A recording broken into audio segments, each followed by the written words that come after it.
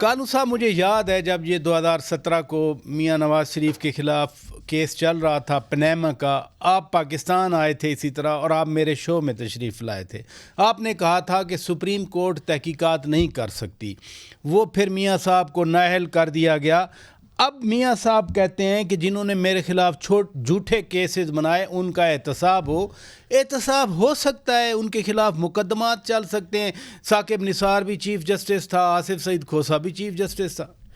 نہیں، یہ میرے خیال میں ممکن نہیں ہے. اور مجھے لگتا ہے کہ جو ہم اس کو کہتے ہیں اسمیل ٹیسٹ، کہ یہ جو ڈیمانڈ ہے یا ان کی جو ریکویسٹ ہے نا، یہ پولیٹیکل اسٹیٹمنٹ ہے، الیکشنیئرنگ ہے، کیمپیننگ ہے.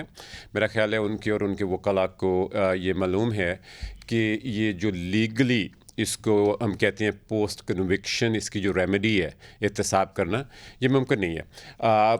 جو یہاں کے وکیل ہیں شاید ان کو پتہ ہو، اس میں لمیٹیشنز ہوتی ہیں کہ within certain amount of time اس طرح کی جو موشنز ہیں وہ آپ نے لگانی ہوتی ہیں کہ اس کو اوپن کرنے کے لیے. موسٹلی 60 days 2 months کا ٹائم ہوتا ہے. ہاں، تو اس لیے میرا خیال ہے کہ یہ پولیٹیکلی احتساب چاہتے ہیں، لیگلی احتساب ممکن نہیں ہے میرے خیال میں.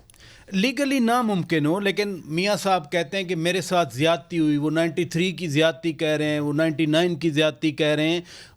ان کے اندر ایک چیز ہے کہ میرے ساتھ بے انصافی کی گئی. اگر تاریخ فار ایگزامپل بھٹو والا ریفرنس جو ہے وہ اگر 2011 میں فائل کیا گیا، 12 میں، آج اس کی سماعت شروع ہونے والی ہے. جی، یہ ممکن ہے یہ، لیکن اس کی ٹائمنگ جو ہے وہ تھوڑی سسپیکٹ لگتی ہے کہ جو اکیوزڈ ہوتے ہیں، جو کنوکٹ ہو چکے ہوتے ہیں، ان سے یہ پوچھا جاتا ہے کہ آپ ابھی کیوں اتنے سالوں کے بعد اس چیز کو ریز کر رہے ہیں، آپ نے اس کو پہلے کیوں نہیں کیا ٹائملی مینر پہ.